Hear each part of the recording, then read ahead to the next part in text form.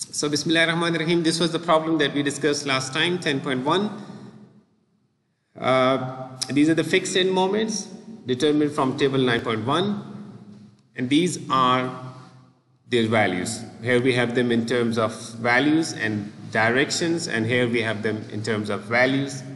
The direction is in terms of the algebraic sign based on our sign convention. Counterclockwise positive, clockwise negative. And for shear forces, for the end actions and shears, upward is positive, downward is negative.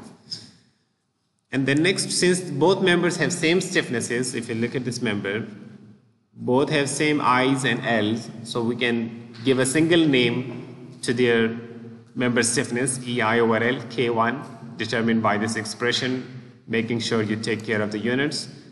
And once you have these values ready, you can start writing the slope diffraction equations, all right? And then you can substitute the known displacement measures, which you can see over here, theta A equal to 0, and these three displacements equal to 0. So using these four displacement measures, the equations will be now in terms of only two unknown displacement measures, theta B and theta C. So for these four end moments, and as we discussed, we can write down the moment equilibrium equation at B and C corresponding to theta B and theta C, and these are those equations. And when you substitute the values of MBA from here, and similarly for MBC from here, and similarly for MCB, this is an important thing we are going to discuss in detail later on. MCB equal to 0. Do you see this? So we are putting this value of MCB over here, so it becomes another equation. I mean, we get two equations and we have two unknowns, theta B and theta C, and then we solve for these equations in terms of K1 theta B and K1 theta C. And since K1 is known, determined, we can put its value and calculate theta B and theta C. Their positive signs indicate that they are in the counterclockwise directions because we treat them counterclockwise positive. Now once you know theta B and theta C, or should I say K1 theta B and K1 theta C, you can put their values in these equations wherever you find them, and then you can write down all of the end moments, the numerical values and their algebraic sign.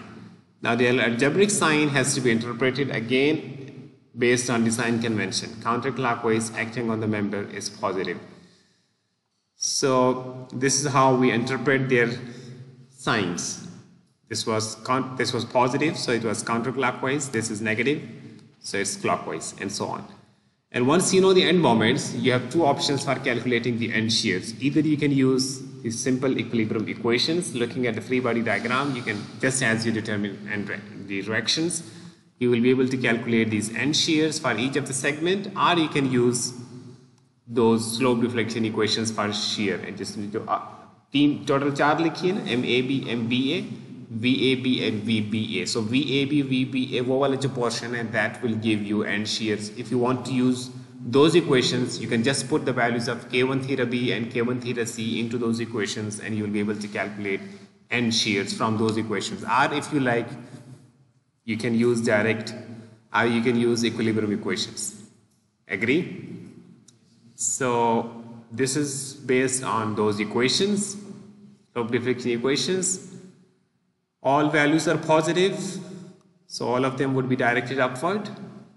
And then find the fractions, RA and VAB would be equal. I hope you understand this point. And then MA and MAB would be equal. And then RB would be sum of VB plus VC. VBA and VBC, and then RC is VCB, and then MC is MCB equal to 0. We have a pin support at C, so naturally moment at C would be 0. And then you can draw the shear force and bending moment diagrams as you know already. Now this is the second problem. Let me just skim through the problem. It consists of two symmetrical spans with same I's, okay. So assume EI is constant, take L equal to 6 meter, I equal to 118 times per 6 millimeters per 4, E equal to 200 kilonewton per millimeter square. Case 1 is if the middle support, that is support B, settles an amount of 40 millimeter. When we say settles, it means it displaces downward, because the settle itself, the word includes the meaning of a downward displacement. And then case 2 is if the left support, this A, settles by an amount of 40 millimeters. So there is no applied loading, there is only some settlement happening. In first case, it is happening at the middle support at B, and in the second case, it is happening only at A. So case 1, when support settlement is at B. Now, here's a term we use. Often you see this. Do you see this term in your equations? So, equation जो आपने अभी लिख ली है. This is called chord rotation. Chord rotation. Agree? Chord rotation simply means if you join the two ends, जैसे अगर ये कोई member है उसकी deflected shape में, अगर मैं यहाँ पे चलो वैसे ही बना दूँ, अगर ये member की deflected shape हो, तो chord rotation का ये मतलब है कि अगर आप इस end को और इस end को एक straight line से join कर दें, तो इसका जो angle है with horizontal, this is chord rotation. इस line को chord बोलते हैं. ये जो मैंने line बना दी है, this line is called chord. And जिस तरह सर्कल होते हैं ना, आप ऐसे दो, this is chord. So similarly, the deflected shape में अगर आप ends को straight line से join कर दें, then you call that line as a chord, and the rotation of that line is called chord rotation. Represented, so it's an angle basically. Rho से हम इसको represent कर लेते हैं. If this is member AB, you would call it rho AB. Agree? Did you get this point? So what happens is, when in this case, let me copy this down.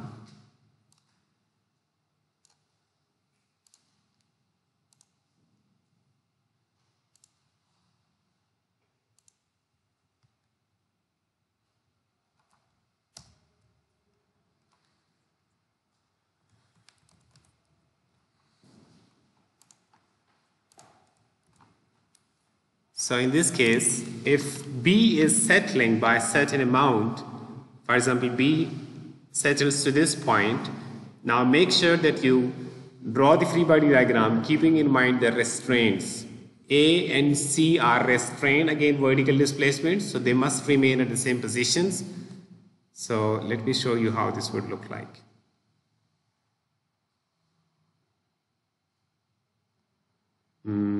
Let me see if this would make sense. I guess it should be something like this. Give me a second.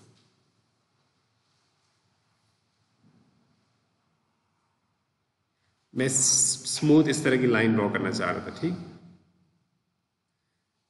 So if you join by a straight line,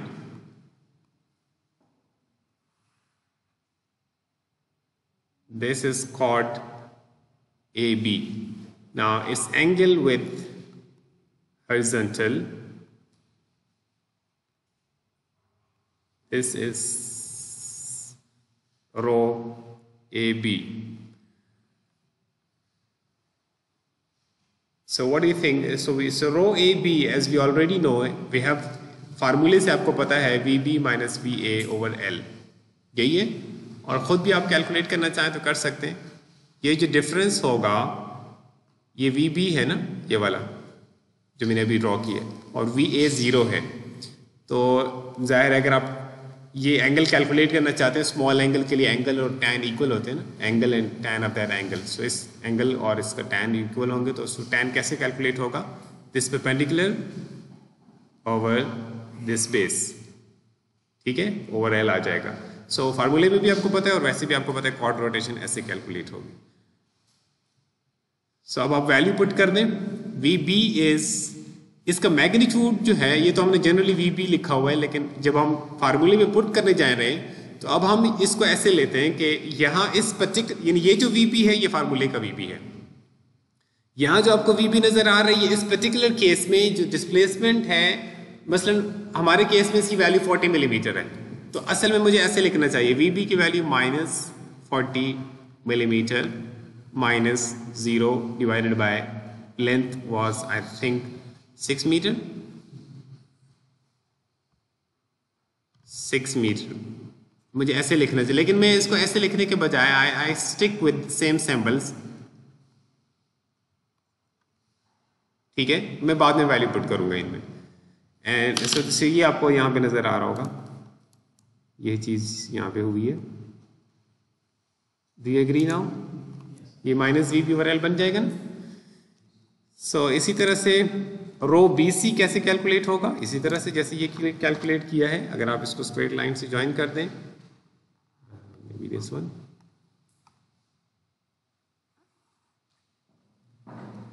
line, sorry मैं थोड़ी सी ऊपर रहा होगा, ये वाली line straight जो बनती उसका angle. So again that rho BC is VC minus VB over L.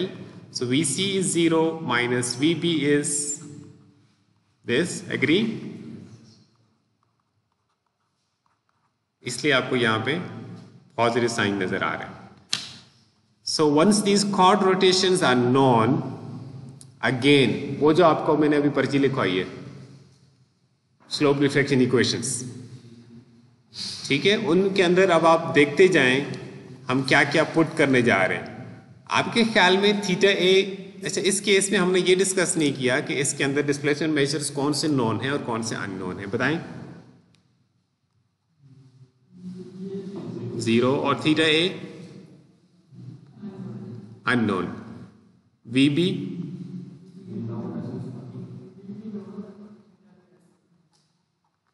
Known तो है ना, वैल्यू लिख दी मैंने, 0 नहीं है लेकिन जो भी वैल्यू हमें पता है उसकी स्पेसिफाइड है। थीटा बी क्या है? अननोन। यहां पे नोन कितनी वैल्यू? 0 और theta C unknown. So how many unknowns? 3 unknown, theta A, theta B and theta C. All displacement, all translations are known but all rotations are unknown. So अब आप अपनी equation देखो जो आपके पास लिखी हुई है, उसी इक्वेशन में अगर आप ये डेटा पुट करते जाएंगे, VA इज 0 एंड सॉरी अच्छा, अगर चूंकि VA और VB जो है वो हमने जहां पे उन्होंने आना था उन इकट्ठा एक टर्म है ना, VB minus VA over L, उसको हमने रो AB पहले नाम देके आसान कर दिया। ठीक है, तो अब आप अगर आप अपनी इक्वेशन को देख रहे हो तो आपके ख्याल में ये इक्वेशन बन जाएगी जो आपको नजर आ रही है MAB की। जो आपके पास इक्वेशन है वो ओरिजिनल इक्वेशन है, उसके अंदर किस चीज की वैल्यू सब्स्टिट्यूट हो गई है? ये VB minus VA over L, उसकी वैल्यू। आप अपनी इक्वेशन में कुछ देखो जरा, उससे आप इक्वेशन ये वाली बना सकते हो। करो जल्दी से। इसके अंदर फिक्स्ड एंड मोमेंट कितना है? MAB फिक्स्ड, क्यों 0? ये फिक्स्ड एंड मोमेंट का मतलब क्या बनता है? अगर AB जो सेगमेंट है उसके दोनों एंड्स 100% फिक्स्ड हो तो इन एंड्स पे कितना मोमेंट प्रोड्यूस होगा, ये मतलब है ना। इसमें कोई लोड लग रहा है ऊपर से AB पे? तो जब लोड नहीं लग रहा तो फिर मोमेंट, फिक्स्ड एंड मोमेंट कौन प्रोड्यूस करेगा? कोई चीज है ही नहीं ना जो उसको प्रोड्यूस कर सके। Agree? So that's why you don't see the term fixed end moment because it was 0. कोई लोड नहीं लग रहा था ना। आपकी जो ओरिजिनल इक्वेशन आपने लिखी हुई है स्लोप रिफ्लेक्शन की, उससे आपको ये बनानी आ गई। इसी तरह से आपकी सारी इक्वेशन इस फॉर्मेट में आ जाएंगे जो आपको अभी नजर आ रही है। वेरी सिंपल, सिर्फ उसके अंदर कॉर्ड रोटेशन की जो वैल्यूज हैं वो पुट हुई है इसमें, और फिक्स्ड एंड मोमेंट की वैल्यू 0 पुट हुई बस। And then once you have these values, अब आप मुझे बताइए कि हमें कितनी इक्वेशंस चाहिए होंगी इसको सॉल्व करने के लिए, कितनी नोडल इक्विलिब्रियम इक्वेशंस चाहिए हमें। जो अननोन्स फाइंड करने हैं उसके लिए हमें कितनी इक्विलिब्रियम इक्वेशंस चाहिए होंगी?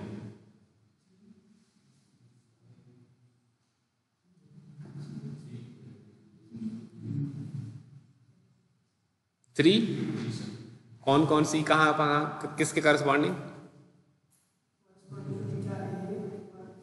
theta A and theta C. Good. So at A, you can write summation of moment at A equal to 0, summation of moment at B equal to 0, and summation of moment at C equal to 0. लिखो, खुद बनाओ.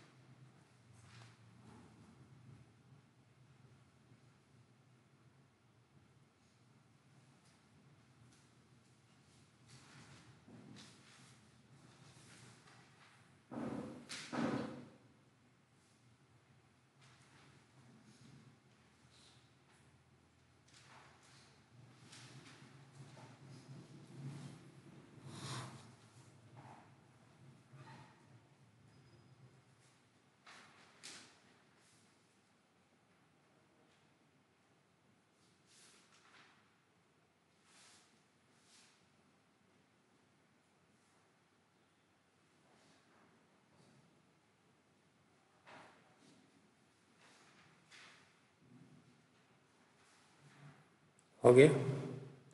ए पे क्या equation बनी है? M A B equal to 0, और B पे M A B plus M B C equal to 0, और सी पे M C B equal to 0. So we have 3 equations. Look at these equations. These are the free body diagrams of each node A, B and C, and these are the equilibrium equations that I hope you have just written. अब इस M A B की value हमें substitute करनी है. कहाँ से करेंगे? जो यहाँ लिख ली है, in terms of theta A and theta B and rho A B. वैसे ये वैल्यूज हमें नोन है, रो ए बी की वैल्यू भी पता है, ये सारी चीजें पता है. ये ब्रैकेट के अंदर था ना, वो ओरिजिनल इक्वेशन को देखो, V B minus V A over L, वो भी ब्रैकेट से बाहर है ना, मतलब वो भी उसी के ऊपर मल्टीप्लाई हो रहा है ना, ई आई ओवर एल उसके साथ भी. ठीक है, all right.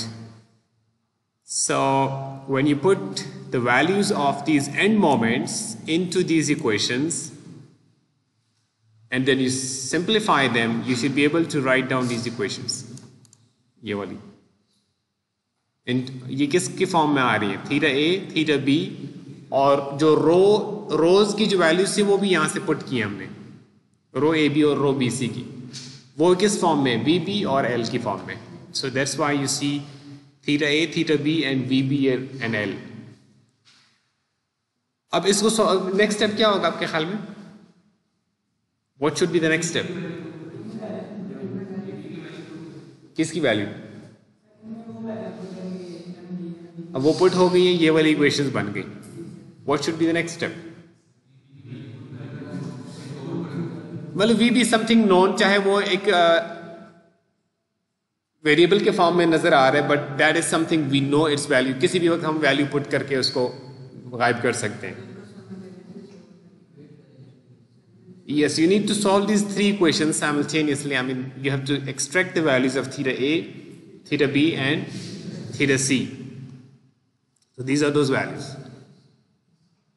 Theta B just accidentally happen to be zero, क्योंकि इसकी जो मैं आपको शेप बता रहा था, मैंने इतनी अच्छी ड्रॉ नहीं की हुई है, लेकिन मैं आपको कह रहा था कि मैं इसको स्मूथली ड्रॉ करना चाह रहा हूँ। तो ये एंग यानी कुछ इस तरह की शेप है, अगर मैं आपको यहाँ पे आइडिया देना चाहूँ, सॉरी, इस तरह से कि ये बी पॉइंट पे ये ऐसे हो जाता है, लाइन ऐसी हो जाती है, नहीं उसका स्लोप जीरो हो जाता है।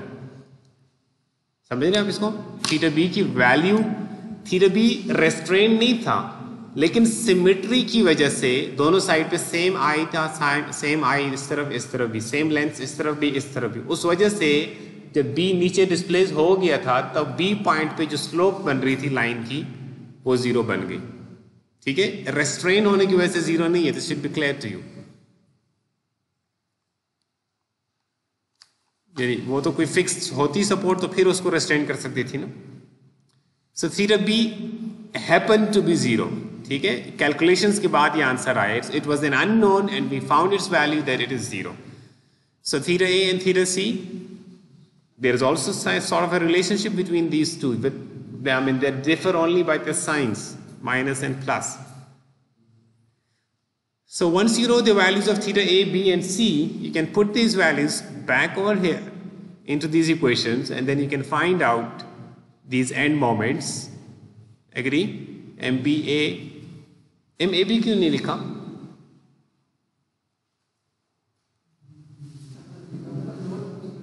MAB क्यों नहीं लिखा? MAB was, I mean, चूंकि वहाँ पिन है तो वहाँ पे जीरो है, और ये हमारी एंड मोमेंट्स की जो इक्वेशंस थी यहाँ पे, वहाँ पे हमने लिख लिया था कि ये तो जीरो ही होगा ना। इसी तरह से ये भी, इसका मतलब है MBA और MBC, इनको हमें कैलकुलेट करने की ज़रूरत है इन terms of theta B and theta C। ये देखें, ये हमने, ये जो आपको ब्रैकेट्स में चीज़ें नज़र आ रही हैं, ये वैल्यूज पुट हुई हैं थीटा बी और थीटा सी। ये रो की वैल्यू पुट हुई है, और ये आई गेस थीटा बी की, सॉरी थीटा ए की। ठीक है, एमबीए की इक्वेशन देखो, ये 2 थीटा ए प्लस थीटा बी लिखा हुआ है, 2 theta B plus theta A, theta B zero निकला, सो इसका मतलब है थीटा ए की यहाँ पे वैल्यू पुट होनी है, जो कि हमारे पास यहाँ पे आई हुई है। Okay, so I think these end moments are clear. Once you know the end moments, you show them as per their directions. अब यहाँ पे हमने values भी, numerical values भी substitute कर दी हैं। हमने कुछ directions अपने जो positive है उसको counter clockwise show कर दिया, जो negative है उसको clockwise show कर दिया। ठीक है, और ये end shears फिर आप simply calculate कर सकते हैं, या तो आप वही equations use कर लें जो आपके पास slope reflection equations हैं, या फिर आप इक्विलिब्रियम इक्वेशंस अप्लाई कर दें इनके ऊपर, तो आप कैलकुलेट कर सकेंगे इनको। So this is directions. ये थीटा बी जीरो इसलिए हुआ सिमेट्री की वजह से। Shear on moment diagrams these are here. A case भी उसी तरह से प्रोसीजर है, प्लीज लुक एट दिस। मैंने आपको एक्चुअली ये दिखाना था क्योंकि ये लास्ट टाइम ये मैंने आपको असाइन किया था, लेकिन मैं आपको इसको गो थ्रू जिस तरह, आई होप कि आपको थोड़ा सा रिफ्रेश हो गया। अब मैं आपको ये थोड़ा सा दिखा देता हूँ। The beam shown in figure E10.3a, and assume that EI is a constant. आपकी क्लास तो नहीं है ना अभी? बस मैं थोड़ी देर में आपको फ्री कर देता हूँ। सॉरी, अच्छा, आपकी तरफ बाकी तो नहीं, मैं बस मैं इसको फिनिश करने जा रहा हूँ वेरी क्विकली। एक ये प्रॉब्लम और इसके बिल्कुल साथ।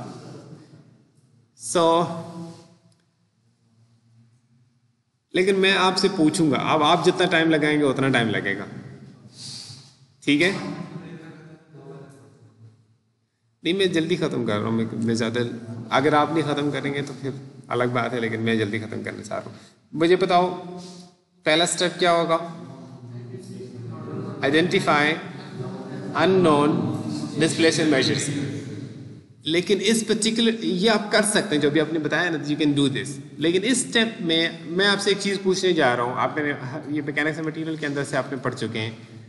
अगर ये बीम चल रही है और ये इसका ओवरहैंग है, अगर मैं आपसे कहूँ कि इस सी पॉइंट पे कितना बेंडिंग मोमेंट, ठीक है, मैं क्या कह रहा हूँ, बेंडिंग मोमेंट है, तो आप कैलकुलेट कर सकते हैं without even calculating the directions. कैसे? यानी आप कह रहे हैं कि 10 × 330 लोड हो जाएगा और 1.5 इसका लीवर आर्म हो जाएगा, तो 45 किलो न्यूटन मीटर ये हमें पता है कि सी पे मोमेंट है। एग्री? इस बात में किसी को शक है? नहीं ना? यानी ये जो चीज़ थी, ये जो ओवरहैंग पार्ट था, बगैर कोई रिएक्शन कैलकुलेट किए प्रॉब्लम को देखते ही by simple calculation of knowing the resultant of UDL 10 × 330 और लीवर आर्म से मल्टीप्लाई करके, आपको ये बात पहले से पता है, ठीक है? So no use these things to your advantage to reduce the size of the problem. आपको पता है ये 45 किलो न्यूटन मीटर यहाँ पे मोमेंट होगा। अगर मैं आपको कहूँ कि यहाँ सेक्शन काटे, मैं आपको अगर इसको इधर लेके जाऊँ, अगर मैं आपसे कहूँ कि आप ये सेक्शन काटें, अगर आप यहाँ पे सेक्शन काटते, यानी सी डी सेगमेंट का यहाँ पे आप ड्रॉ करते, यहाँ पे free body diagram of C D, तो यहाँ पे जो मोमेंट की डायरेक्शन असल में बनती वो तो ये बनती ना, टू कीप द इक्विलिब्रियम, क्योंकि ये जो लोड है ना, ये वाला यूडीएल, ये मोमेंट इस डायरेक्शन में अप्लाई कर रहा है, तो इसको काउंटर करने के लिए डेफिनेटली अपोजिट साइड में मोमेंट डेवलप हो रहा है।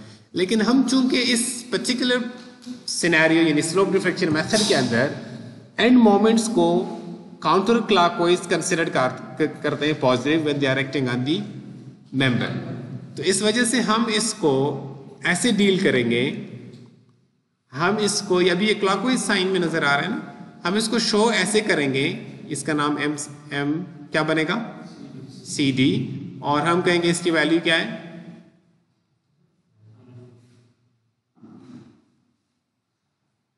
बात समझ आई? या तो मैं उसकी असल डायरेक्शन शो कर दूं, या डायरेक्शन वही साइन कन्वेंशन वाली शो कर दूं, और बाकी मैं साइन के जरिए बता दूं कि यही वाली डायरेक्शन है या इसके अपोजिट है। अच्छा सॉरी, ये तो आप भी सो रहे हैं लगता है। ये काउंटर क्लॉकवाइज है या क्लॉकवाइज है? काउंटर क्लॉकवाइज, तो यही डायरेक्शन इसकी असल भी है ना, तो यहाँ तो पॉजिटिव आना था यार, आप लोग भी हाँ करिए यार, ये आपको समझ नहीं आई थी, इसका मतलब है, ठीक है ना? ओके, अच्छा, इसका मतलब है एक एंड मोमेंट आपको पहले से पता है। जिस तरह आपको अगर यहाँ पे एक पिन हो, अगर फॉर एग्जांपल अगर यहाँ पे एक पिन सपोर्ट हो, तो आपको पता है यहाँ पे एंड मोमेंट क्या है, 0। इसी तरह यहाँ पे एक एंड पिन नहीं है, बीम खत्म नहीं यहाँ पे हो रही, लेकिन उससे आगे एक कैंटिलीवर प्रोजेक्ट कर रहा है, जिससे आपको पता है कि इसकी वजह से यहाँ पे जो एंड में मोमेंट प्रोड्यूस हो रहा है वो 45 है। इसका मतलब है यहाँ वाला एंड मोमेंट भी नोन है, ऑल्दो 0 नहीं है लेकिन नोन है। ऑलराइट, सो इसका मतलब ये है कि हमें सी डी सेगमेंट की कोई स्लोप डिफ्लेक्शन इक्वेशन लिखने की जरूरत नहीं है। यहां में एंड फ्री एंड में मोमेंट कितना होगा, फ्री एंड पे 0, कुछ में कुछ शक है आप लोगों को? फ्री एंड पे मोमेंट, डी पॉइंट पे मोमेंट क्या है, 0, सी पॉइंट में कैलकुलेट हो गया 45, तो इसके लिए तो स्लोप डिफ्लेक्शन इक्वेशन लिखने की जरूरत तो कोई नहीं है ना। आप इस बात को मान रहे हो कि नहीं मान रहे हो, या वैसे ही इसलिए मैं कह रहा हूं तो आप कह रहे हो कि हाँ ठीक है। वो स्लोप डिफ्लेक्शन इक्वेशन में आपने लिखना होता तो क्या लिखते, M C D equal to this, M D C equal to this, पूरा फार्मूला ऐसे ही लिखते ना, तो वो तो पहले से आपको पता है, तो फार्मूले लिखने की जरूरत तो नहीं हुई ना।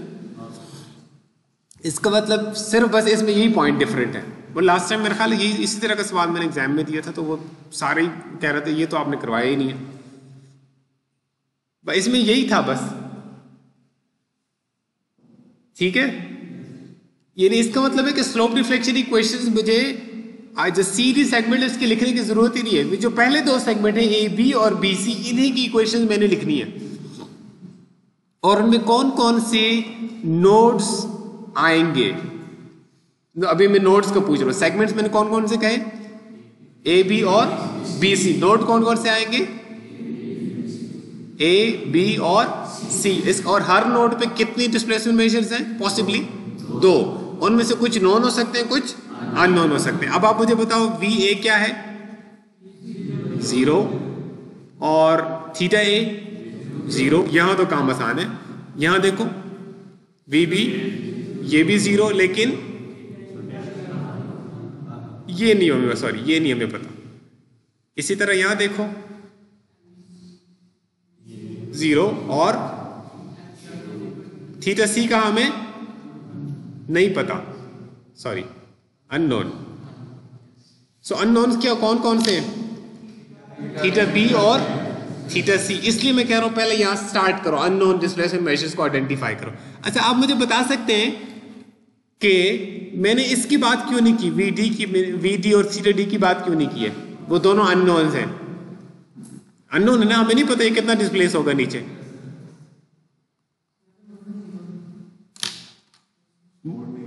मोमेंट तो ठीक है 0 है, लेकिन ये इसकी वजह नहीं है। मैंने इनकी बात नहीं की है। कोई मुझे बंदा बता सकते हैं मैंने क्यों नहीं बात की है?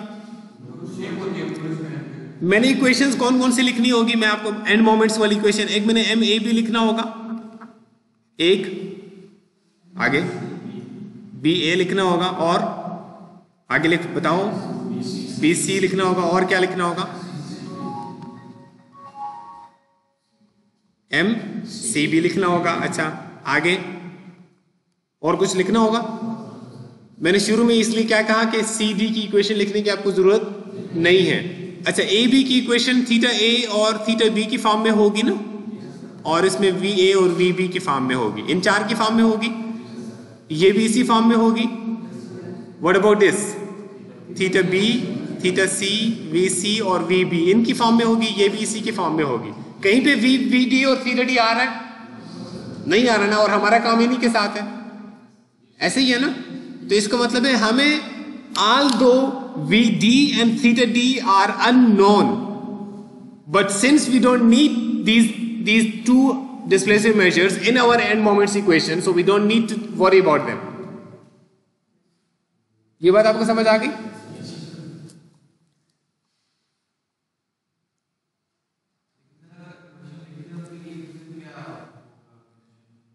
एंड थीटा सी, ये देखो, एग्री? और वो equations, nodal moment equilibrium equations at B and C. B पे ये बनेगी M B A plus M B C equal to 0। C पे देखो, दिस इज इंटरेस्टिंग, ये मैंने आपको दिखा दिया था ना शुरू में ही, ये वाला बनेगी पॉजिटिव, ये जो डायरेक्शन से हो रही है, और यहां पे क्लॉकवाइज, इसलिए यहां पे ये पॉजिटिव साइन के साथ आ रहा है। इसमें बस यही चेंज है। इसमें फिर आप तो नहीं कहेंगे ना कि ये आपने नहीं पढ़ा है, अगर मैं दोबारा दे दूं हैं? आपने कुछ लग रहा है आप फिर यही कहेंगे हाँ आपने, तो हो सकता है मैं जो उसका एक्सटेंशन है बीम को वो इधर को निकाल दूं, फिर आप कहें आपने तो प्रॉब्लम में उधर को निकाल ली थी। हाँ, मसला तो नहीं होगा आपको? कॉन्सेप्ट क्लियर है? यही दे दूं? ठीक है। All right. So these two equations you can solve them for two unknowns theta b and theta c, or you can say k1 theta b and k1 theta c, और यहाँ से ये आ जाएंगी। बैक इन की values कहाँ substitute हो जाएंगी? यहाँ पे। वैसे ये बड़ा आसान लगता है, मैं कहता हूँ यहाँ सब्स्टिट्यूट हो जाती है, यस हो जाती है, ये यहाँ से फिर ये यस। लेकिन जब आप करने लगते हैं, वो ये आपसे कोई पूछे कि पहला स्टेप क्या है, आप कहते हैं मुझे तो नहीं पता। एम ए बी से लेके एम सी बी तक ये क्लियर हो गया आपको? आपको नहीं आती होगी, लेकिन आप मान रहे होंगे कि ये हो सकता है जो मैं कह रहा हूं अभी, ठीक है? इतना आप मान रहे होंगे। So just show this end moments accordingly and shears calculate कर दो या इक्वेशन यूज कर लो and draw the shear force and bending moment diagram. हम इस सारे प्रोसेस का एक शॉर्टकट है, इस प्रोसेस को जो बड़ा, जैसे आपने दो इक्वेशन सॉल्व किए ना, इसका बड़ा क्विक एक शॉर्टकट है। अगर वो शॉर्टकट आप यूज कर दें तो आपको जो अभी प्रॉब्लम नजर आ रही थी,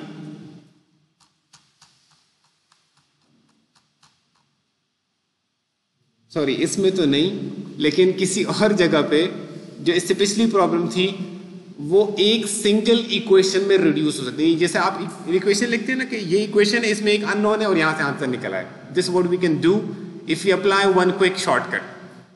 मैं आपको वो शॉर्टकट बताने लगा हूं, ठीक है?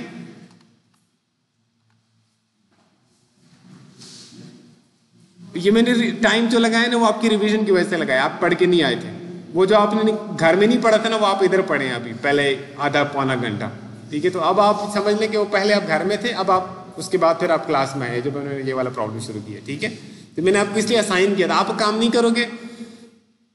मैं वैसे कर सकता था कि मैंने आपको यहाँ गुजार देना था, आपको समझ आए या ना आए, लेकिन आई थॉट कि नहीं, आप चलो आप क्लास में आए हो तो चलो कुछ समझ के चले जाओ, तो इसलिए आप घर में थे, ठीक है, अभी आप क्लास में। अगर अब ये देखिएगा इसको आप बड़ा आसान किया जा सकता है। सिर्फ एक चीज याद रखिएगा, ये आसानी तब हो सकती है अगर कोई रोलर सपोर्ट या कोई पिन सपोर्ट एंड में आ जाए, बीम के बिल्कुल एंड में, उससे आगे कुछ भी ना आ रहा हो, जैसे ये आपको नजर आ रहा है, एंड रोलर आ जाए या एंड पिन आ जाए, तो फिर ये आसानी जो अभी बताने लगा हूं ये हो सकती है, ठीक।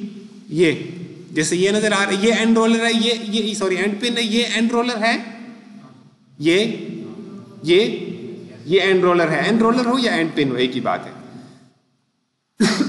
अगर मैं आपसे अभी इस वक्त आपसे पूछूं जो अभी तक आपको समझ आई है, तो आपके ख्याल में कितने अननोन्स हैं, अननोन डिस्प्लेसमेंट मेजर्स?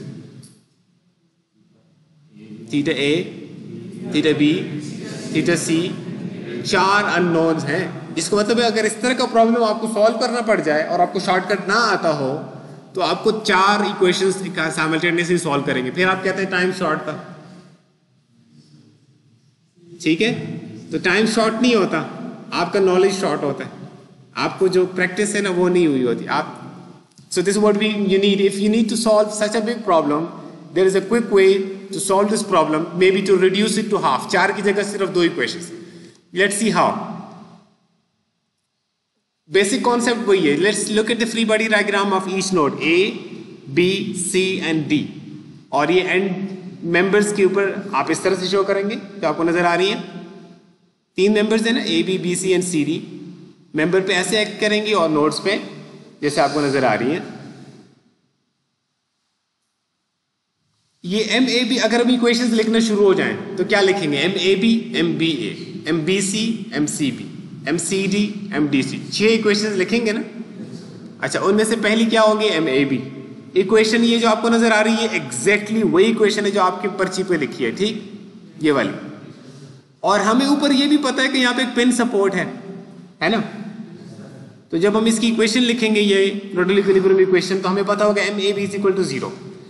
यानी जिस चीज की हमने इक्वेशन लिख ली है, स्लोप डिफ्लेक्शन इक्वेशन, उसका हमें पता है कि आंसर 0 है।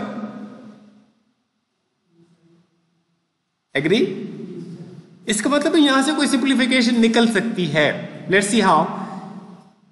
अच्छा, अगर मैं इस इक्वेशन को, ये जो आपको यहां से नजर आ रही है, यहां से लेके यहां तक, इसमें ये जो आपको ये वाली टर्म है, ये वाली टर्म, ये तो इसको तो हम कॉर्ड रोटेशन बोलते हैं ना, रो ए बी, जिसको हमने नाम अभी दे दिया था। ये तो एक नोन चीज होगी, हमने पता है V A, V B, V C, V D all are 0, या एटलीस्ट नोन है ये। इसका मतलब है these are not the unknowns in this equation. Unknowns क्या है इसमें? थीटा ए और थीटा बी, दोनों अननोन्स है ना।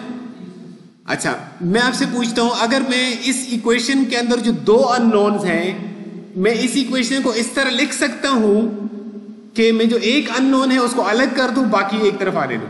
थीटा ए को मैंने अलग कर दिया, बाकी जो थीटा बी और रेस्ट ऑफ द थिंग्स उसको मैंने दूसरी तरफ शिफ्ट कर दिया। इसका मतलब उसी इक्वेशन को हमने यूज कर लिया to know the value of theta A in terms of theta B. एक अननोन की वैल्यू लिख ली in terms of the other unknown. उसकी क्या वजह है? अगर आप एम बी ए की इक्वेशन देखें, गौर कर लो थोड़ा सा, इसमें क्या नजर आ रहा है? How many unknown displacement measures? Theta A and theta B.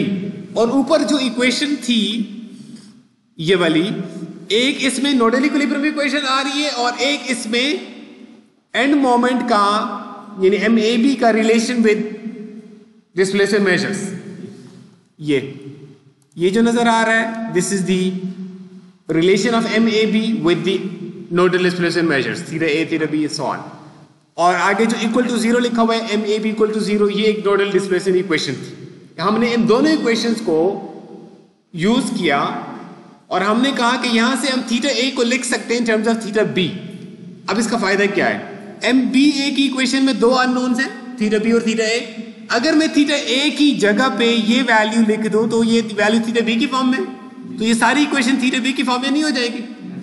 It means के ये जो एम बी ए की equation in terms of theta A and theta B दोनों की फॉर्म में आ रही थी, हमने उसको एक इक्वेशन थीटा बी की फॉर्म में लिख दी। We agree? यही किया ना? अच्छा अभी लिखा नहीं, अभी अभी अभी अगले में करने जा रहे हैं, ये थीटा ए की ये वैल्यू यहां पुट करने जा रहे हैं। सो नेक्स्ट में, अच्छा ये मॉडिफाइड मैंने क्यों लिखा ये मैं मेरे को बताने लगा हूं। ये इक्वेशन बन जाएगी अगर आप ये कर देंगे, यानी थीटा ए की वैल्यू यहां पुट कर दें यहां से। क्लियर?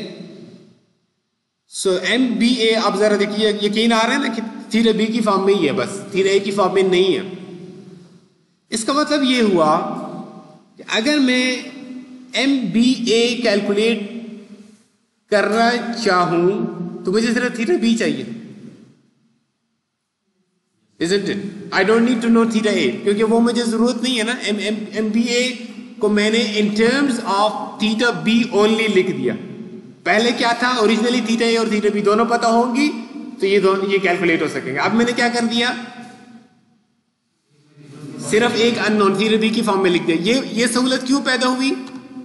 अगर ये जीरो ना होता, अगर ये equation equal to zero, M A B equal to zero ना होता, यहाँ पे पिन ना होता दूसरे अल्फाज में, तो फिर तो मैं ये इक्वेशन नहीं यूज कर सकता था ना। फिर तो बस M A B equal to this, बस बात खत्म, आगे मैं कुछ नहीं कर सकता। इसको इक्वल टू जीरो तो नहीं लिख सकता ना अगर पिन ना हो या रोलर ना हो। तो पिन या रोलर होने की वजह से हमने उस जगह जो रोटेशन थी पिन या रोलर के ऊपर, थीटा ए हमारे केस में, उसको एलिमिनेट कर दिया और जो एम बी ए है वो हमने in terms of single variable theta B लिख दिया। अच्छा now what is the advantage? अब मैंने उसका नाम चेंज कर दिया, एम बी ए मॉडिफाइड नाम रख दिया। कोई मॉडिफिकेशन असल में कोई नहीं किया, सिर्फ ये मॉडिफिकेशन की है कि वो जो थीटा ए है उसको हमने पुट कर दिया in terms of theta B, और वो इसलिए हम पुट कर सके हैं कि M A B was zero.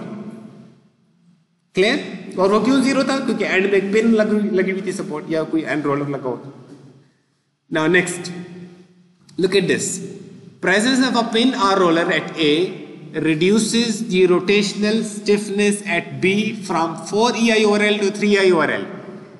अब पता नहीं बात आपको समझ आई है कि नहीं।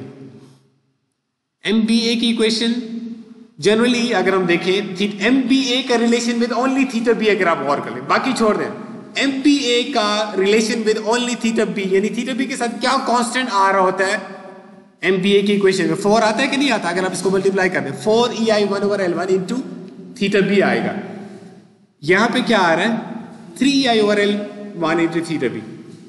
इसको वो बात कर रहा है कि बेसिकली स्टिफनेस क्या होती है, force required to cause unit displacement. तो मोमेंट्स ऑफ रोटेशन की फॉर्म में हम कहते हैं moment required to cause unit rotation. तो अगर ये वैल्यू 1 हो तो ये इतनी बार, मेरे ख्याल से ये बात आपको ज्यादा जरूरी भी नहीं समझाने की। Substituting for theta A in the expression for V A B and V B A, ये कोई आपके पास जो चिट्ठी लिखी हुई है उसमें वी ए बी और वी बी ए दोनों थीटा ए और थीटा बी की फॉर्म में होंगी ना, लेकिन हम चूंकि थीटा ए की वैल्यू पुट कर सकते हैं in terms of theta B जहां जहां भी नजर आ जाए, तो इसलिए हमारे पास इक्वेशन सिंगल वेरिएबल की फॉर्म में, थीटा बी की फॉर्म में हो गई ना, इसलिए हमने इनको बस नाम दे दिया मॉडिफाइड। मेंबर बीसी के लिए हम कुछ नहीं कर सकते क्योंकि M B C is not zero, M C B is not zero. Look at the equation, ये जीरो तो नहीं है ना, ये वाला मोमेंट, ये वाला मोमेंट, ये जीरो तो नहीं है ना, M B C M C B these are not zero. So लिहाजा ये एज इट इज लिखी जाएंगी, एम बी सी और M C B standard general unchanged लिखा हुआ है यहाँ पे, जनरल अनचेंज फॉर्म यानी स्टैंडर्ड फॉर्म, जैसे हैं वैसे हैं। थीटा बी और थीटा सी दोनों की फॉर्म में आएंगी, इसलिए कि ना थीटा बी पे रोटेशन, ना थीटा बी पे सॉरी ना बी पे मोमेंट जीरो है, ना सी पे मोमेंट जीरो है। So modified. अच्छा लेकिन मेंबर सी डी में देखो, मेंबर सी डी में वही जो आसानी ए बी में थी कि ए पे मोमेंट जीरो था, यही आसानी सी डी में भी है कि डी, ये जो एंड है ये वाला एम डी सी ये जीरो है। लुक एट दिस, इसका मतलब यहां भी हम वही काम कर सकते हैं। Look at this, M C D, अच्छा M D C is equal to zero, और एम डी सी का जो फार्मूला है असल में जो आपके पास लिखा हुआ है वो उसकी फॉर्म में थीटा सी और थीटा डी दोनों की फॉर्म में आएगा। तो हम क्या कर लेंगे, किस चीज की वैल्यू पुट करेंगे, थीटा डी की वैल्यू पुट करेंगे इन टर्म्स ऑफ थीटा सी, तो ये सारी इक्वेशन किसकी फॉर्म में हो जाएगी, थीटा सी की फॉर्म में। यानी जिस जगह पिन एंड में लगा हुआ है वो वाली रोटेशन हम एलिमिनेट करने जा रहे हैं। ओके, अब जरा देखो अननोन्स, असल में देखो 4 अननोन्स हैं, theta A, theta B, theta C और थीटा डी। हमारे जो एंड मोमेंट्स हैं M A B, M B A, so on, 6 जो एंड मोमेंट्स बनेंगी, 6 जो एंड मोमेंट्स होने हैं उनको हमने in terms of only 2 theta B और थीटा सी की फॉर्म में लिख दिया है। Theta A is eliminated, theta C is eliminated, sorry theta D is eliminated. A और डी के जो रोटेशंस हैं दोस आर एलिमिनेटेड। जो एंड मोमेंट्स हैं they are all in terms of theta B and theta C, ऐसा ही है। So we will write down only 2 nodal moment equilibrium equations corresponding to B and C rotation. Theta B के corresponding, theta C के corresponding। A और D के corresponding क्यों नहीं लिखेंगे? Look at this, हमने ये लिख दिया सिर्फ corresponding to B and C। A और D वाली क्यों नहीं लिख रहे? वो हम इक्वेशंस पहले कंज्यूम कर चुके हैं, वो उन्हीं को तो यूज करके हमने थीटा ए को एलिमिनेट किया है ना in terms of theta B लिखा। इसी तरह से उसी डी पे जो इक्वेशन थी नोडल ये वाली यहां पे, इन्हीं 2 को हम पहले यूज कर चुके हैं, इसी को यूज करके हमने ये डिराइव किया है ना, M A B equal to 0। यहाँ कंज्यूम हो गया था ऑलरेडी है, ये नहीं कि हम लिख नहीं सकते, हमने एक दफा लिखा और उससे थीटा ए की वैल्यू एक्सट्रैक्ट की in terms of theta B and then we use wherever we find theta A we replace it with the value in terms of theta B। इसी तरह से we do it with theta D। जहां एक दफा m d c equal to 0 की equation में equal to 0 put करके वहां से थीटा D निकाल दिया, and now wherever we find theta D we put it in terms of theta C।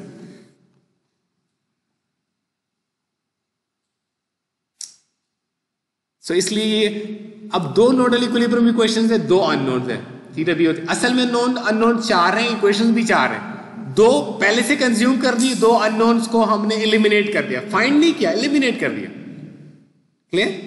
सो अब ये थीटा बी और थीटा सी की फॉर्म में है, कोई और आपको अननोन नजर नहीं आएगा। डिस्प्लेसमेंट जो ट्रांसलेशन है वो तो नोन है ना। So this is the summary. M A B was 0। अभी इसको इनको नाम दे दिया मॉडिफाइड स्लोप डिफ्लेक्शन इक्वेशन। अगर एंड में पिन हो या रोलर हो तो हम इसको मॉडिफाइड का वर्ड इसलिए यूज कर रहे हैं कि एक को एलिमिनेट कर सके, बाकी हैं ये वही equations. M A B equal to 0, क्यों? वहां पे क्या है? Pin. M B A modified only in terms of theta B, V A B modified and V B A modified only in terms of theta B.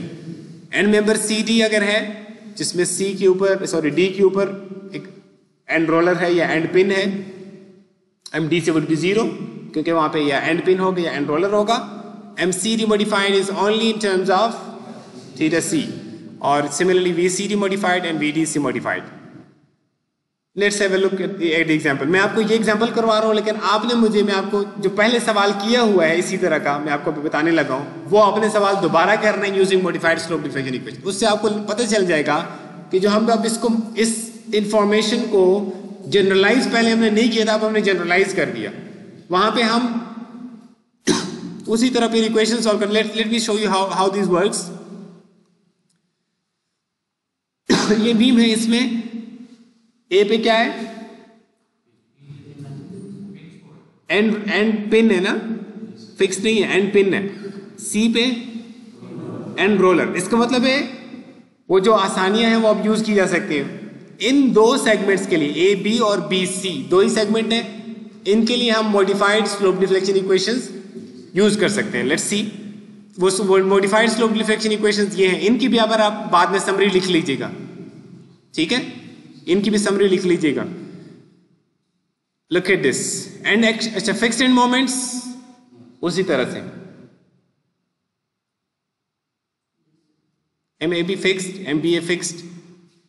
अच्छा एक चीज आपने यहां पे नोट की है, एम बी ए मॉडिफाइड में यहां पे सिर्फ एम ए बी फिक्स और एम बी ए फिक्स, तो देखो ना यहाँ पे जब हमने थीटा ए को एलिमिनेट किया यानी in terms of theta B लिखा, तो उसमें एम ए बी फिक्स तो नहीं एलिमिनेट हो सकता था ना, देखो नजर आ रहा है ना यहाँ पे, तो इसलिए यहाँ भी वो आएगा जब हम पुट कर लेंगे ये, तो इसका मतलब है एम ए बी फिक्स तो नहीं एलिमिनेट, और ना हमें उसको एलिमिनेट करने की जरूरत है because that could be find, वो तो अपने टेबल में जाना है, वहां से वैल्यू लिख लेनी है आपने। सो अगर आप ये फार्मूला यूज करेंगे, इसका मतलब है ए बी फिक्स या बी ए फिक्स, ये दोनों आप ऐसे जैसे पहले करते आ रहे थे उसी तरह करते जाएंगे, and then you will put this values over here, M A B fixed, M B A fixed, इसी तरह B C fixed, C B fixed, ये वही प्रोसेस है जो पहले किया हुआ है। ठीक है, ये लोडिंग्स ये आप देख रहे हैं, उसको आप खुद कर सकते हैं इसको। We define the relative stiffness members, again इसमें ये है कि ये 20 फुट है, E I is constant, E I is constant, लेकिन लेंथ सेम नहीं है, ये 20 फुट है, ये 30 है। तो अगर हम इस वाले के स्टिफनेस को K1 कहते हैं, यदि जिसकी लेंथ 30 फीट है, अगर इसको K1 कह देंगे तो इसको क्या कहेंगे, सिर्फ ये पॉइंट बस आपको समझाने वाला है।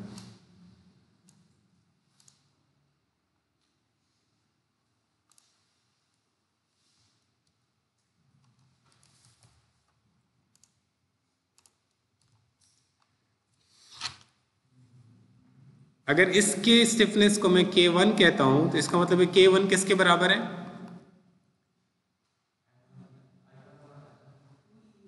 I ओवर L, और इसका है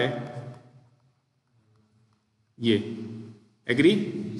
अच्छा अगर मैं अच्छा ये मेरे, अगर इसको मैं K1 कह दूं, यानी ये KBC को मैंने K1 कह दिया, अब ये जो KAB है ये I ओवर L, इसके लिए भी जब करेंगे तो I तो चूंकि इसका भी वही है, L इसका 20 है, ऐसे ही है। तो हम ऐसे कर सकते हैं इसको कि अगर हम इसको उसकी फॉर्म में लिखना चाहें तो कैसे लिखेंगे, लेट मी शो यू। 20 और 30 और 30 से मैं डिवाइड कर रहा हूँ, ये I/30 आपको नजर आ रहा है ना यहाँ पे, ऐसे लिख सकता हूँ मैं, सॉरी, तो इससे मैं कह सकता हूँ कि ये ऐसे, इसको मैंने K1 कह दिया था, इसका मतलब है this is, if this is called K1 then this would B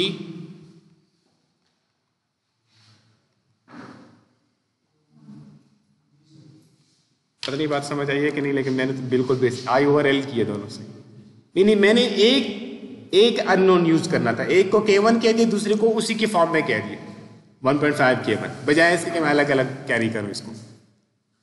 जाहिर है जिसकी लेंथ ज्यादा होती जाती है उसकी स्टिफनेस कम हो जाती है, वो फ्लेक्सिबल होता जाता है, जिसकी लेंथ ज्यादा है उसकी स्टिफनेस अगर K1 है तो जिसकी लेंथ से कम है तो वो थोड़ी ज्यादा स्टिफ है 1.5 टाइम, क्योंकि लेंथ उसकी कम है इस वजह से। सो ये member stiffnesses and then yes these are the equations, ये मैं आपको दिखाना चाह रहा था। एम ए बी ये modified, M A B equal to 0 pin है ना वहां पे, और ये modified in terms of theta B only and M B A fixed and M A B fixed, theta B की फॉर्म में आ गया, okay. M B C fixed, sorry M B C equal to M B C modified, क्यों यहां पे मैं क्यों modified वाली फार्मूला यूज कर सकता हूं, बी सी स्टैंड पे सी के ऊपर एंड रोलर है, अगेन वो भी किस फॉर्म पे, थीटा बी, और ऊपर वाला भी एफ बी है वो भी थीटा बी, इसका मतलब क्या हुआ, there is only one unknown theta B, ऐसे ही है ना, M C B equal to 0, इसलिए अगर एक अननोन है तो उसको सॉल्व करने के लिए I need only one equation, जो अननोन है वो थीटा बी है, इसका मतलब है थीटा बी के corresponding total moment equilibrium equation लिखूंगा, ये जो इक्वेशन आपको नजर आ रही है बी पे लिखी गई है,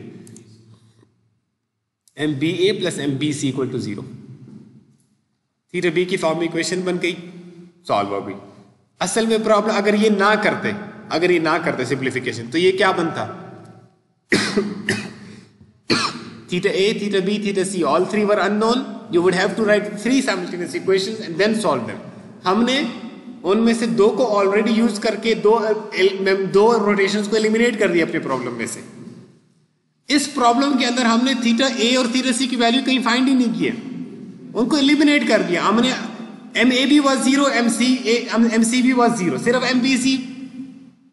एम बी ए और एम बी सी निकालने थे, और वो दोनों थीटा बी की फॉर्म में हम लिख चुके थे। तो इसमें हमें थीटा ए नहीं कैलकुलेट किया, थीटा सी भी नहीं किया, वो अननोन रह गए, बस अननोन थे, अननोन ही रह गए, हमने उनके बगैर ही काम चला लिया। ठीक है, अगर वो फाइंड करना हो तो कैसे कर सकते हैं?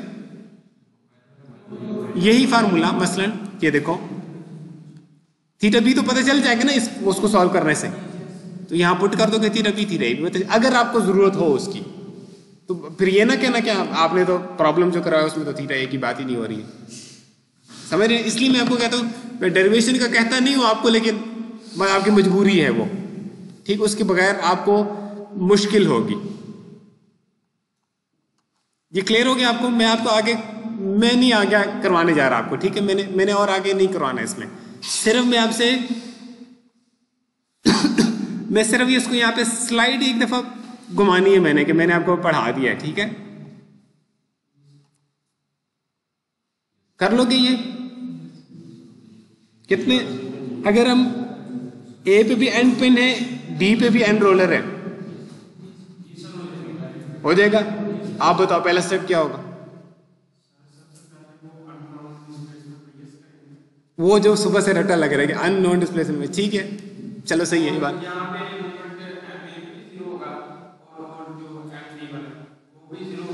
एम डी वाला, what do you mean by that? M D वाला क्या? हमने किसी मोमेंट को यहाँ एम डी कहा है, एम डी सी का होना, और उधर पहले एम ए बी, ये 2 0 हैं, ठीक है। इसका मतलब है कि जब हम modified slope deflection equations use करेंगे तो कौन कौन सी, किन किन नोड्स पे इक्वेशंस लिखेंगे? बी और सी पे, और हमारे अननोन्स प्रॉब्लम में क्या होंगी? थीटा बी और थीटा सी। जैन अब आप बताओ थीटा डी क्यों नहीं होगा?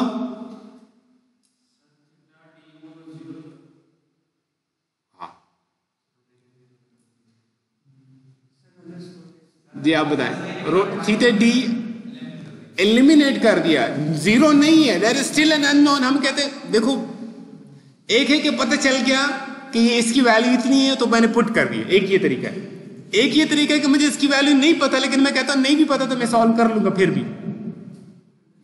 हम ये कर रहे हैं, हम कहते हैं हम इसलिए थीटा ए और थीटा डी को लिफ्ट नहीं करा रहे कि हम कह रहे हैं इसकी बगैर हम कर सकते हैं इसको, हमने इनको एलिमिनेट कर दिया। हमारे जो मोमेंट एंड मोमेंट की इक्वेशंस हैं उन आखिरी 2 स्पैन में एम बी ए की, एम ए बी तो हमें पता है 0 है, M D A sorry M D C हमें पता है 0 है। हमें एम बी ए की टेंशन होनी थी ना कि इसकी इक्वेशन में तो थीटा ए भी आएगा थीटा बी भी आएगा, तो वो जो थीटा ए आ रहा था उसको हमने क्या किया था?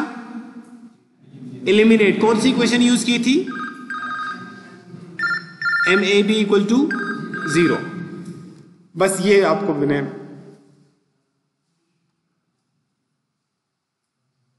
ये ग्राफ आप खुद समझ लेंगे, आई होप। ये बड़ी इंपॉर्टेंट है, ये जो आपको नजर आ रही है ये वाली, ये अभी आप स्ट्रक्चरल एनालिसिस पढ़ रहे हैं ना, अभी आपको PRC 1 पढ़नी है। ये डिजाइन में ये चीज यूज होने जा रही है, आपकी कंटिन्यूअस बीम को डिजाइन करना बहुत स्टूडेंट को बहुत मुश्किल होती है, क्योंकि उसको एनालिसिस नहीं आ रहा होता। कंटिन्यूअस बीम का एनालिसिस डिजाइन से ज्यादा मुश्किल है। आप स्टील स्ट्रक्चर का डिजाइन पढ़ने जा रहे हैं ना, तो आप एनालिसिस करते हैं ना, उससे पहले मोमेंट्स कहीं निकालते हैं, कहीं शियर फोर्सेस वगैरह निकालते हैं। अच्छा ठीक है, अब अभी आप उधर फिर रहे हैं, चलो ठीक है, कोई पहुंच जाओगे, आगे आने वाला है वो। तो स्टील की नहीं बात कर रहा, स्टील में मुझे नहीं पता स्टील का, चलो मुझे नहीं आती स्टील, ठीक है। कंक्रीट में जो है ना, उसमें जब आप कंटिन्यूअस बीम का डिजाइन पढ़ोगे, these equations are, these diagrams are really helpful। इसको लाजमी एक दफा अच्छी तरह से समझ लीजिएगा। एक सिर्फ हिंट के तौर पे आपको बताने जा रहा हूं, हर जगह जो मोमेंट है ना बीम में, जो मर्जी बीम आ जाए दुनिया में, उसका मोमेंट सम कोफिशिएंट टाइम्स, अगर लोड उस पर यूनिफॉर्मली डिस्ट्रीब्यूटेड हो, ठीक है, इसकी बात हो रही है। डिजाइन में नॉर्मली इसी तरह लिया जाता है, यूनिफॉर्मली डिस्ट्रीब्यूटेड लोड। अगर बीम पे यूनिफॉर्मली डिस्ट्रीब्यूटेड लोड है, उसका मोमेंट चाहे पॉजिटिव की बात कर रहा हूँ या नेगेटिव, इसको पढ़ लेने के बाद जो मैं आपको क्वेश्चन बता रहा हूँ ना, उसका अगर आपको आंसर आ जाए, इसका मतलब आपको समझ आ गई है। आपने मुझे ये बताना है कि नेगेटिव मोमेंट कहाँ पे मैक्सिमम बन रहा है, यानी अपने लोकल मैक्सिमम को पहुंचता है नेगेटिव मोमेंट, और पॉजिटिव मोमेंट अपना कहाँ पे लोकल मैक्सिमम अचीव करता है। क्या मैंने कहा? नेगेटिव बेंडिंग मोमेंट कहाँ पे अपना मैक्सिमम वैल्यू पे पहुंचता है, और पॉजिटिव बेंडिंग मोमेंट का आपने इसको आंसर ढूंढना है इसको कर लेने के बाद। और हो सकता है इस तरह की चीजें मैं कह नहीं रहा हूं, लेकिन I may be asking you these things in the exam. मैं आपको ये कह सकता हूं कि आप मुझे इसकी मुझे एक समरी बना दो, what do you see in these diagrams. Second, एक चीज मैंने आपको ये बताई, पॉजिटिव और नेगेटिव कहां पे मैक्सिमम पे जा रहे हैं, लोकेशंस क्या है उनकी। दूसरी चीज, you will see that all the bending moments are in terms of some factor time WL square. ये देखो 0.08 WL square, some fraction time WL square, some fraction time WL square, WL square, WL square. ये आपको next lecture में मैं आपको एक principal बताऊंगा, जो मर्जी आपके सामने बीम आ जाए उस पर वो प्रिंसिपल अप्लाई होता है, और ये प्रिंसिपल डिजाइन में, रियल लाइफ डिजाइन में यूज होता है। रियल लाइफ में कोई फिक्स सपोर्ट देखिए कहीं पे, बिल्कुल 100% फिक्स। कोई रोलर देखे आपने? नहीं होते ना रियल लाइफ में। तो ये जो आपको डायग्राम नजर आ रहे हैं ना, ये आपको काफी हद तक बात समझा देगी कि रियल लाइफ में हम प्रॉब्लम्स को कैसे डील करते हैं। बाकी आप खुद देख लीजिएगा इसको। इसके भाई हमारा टॉपिक क्लोज हो चुका है, स्लोप रिफ्लेक्शन इक्वेशंस वाला। जितना भी आगे चला जाए, मैं अभी ये दोनों प्रॉब्लम्स, ये अगला वाला भी, ठीक है, ये आपने खुद करना है, इनको अच्छी तरह समझना है, ये बहुत इंपॉर्टेंट चीज़ है। मैं आपको अक्सर न्यूमेरिकल से मुझे ये इंटरेस्ट नहीं है कि मैं आपको कहूँ कि यहाँ 10 किलोमीटर लोड लग रहा है या 3 मीटर स्पैन है, मुझे इसमें ज़्यादा इंटरेस्ट नहीं है। मुझे इंटरेस्ट इस चीज़ में है कि अगर आपको मैं जनरलाइज कोई लोडिंग देता हूँ तो आप उसको एनालाइज कर सकते हो या नहीं कर सकते। समझ रहे आप? ये मैंने आपको एक हिंट दे दी है, ठीक है। आप इन डायग्राम्स को, ग्राफ्स को खुद बना सकते हो या नहीं बना सकते हो, ठीक। इस दफा आपने ग्राफ पेपर लाजमी लेकर आना है उसके अंदर, एग्जाम के अंदर।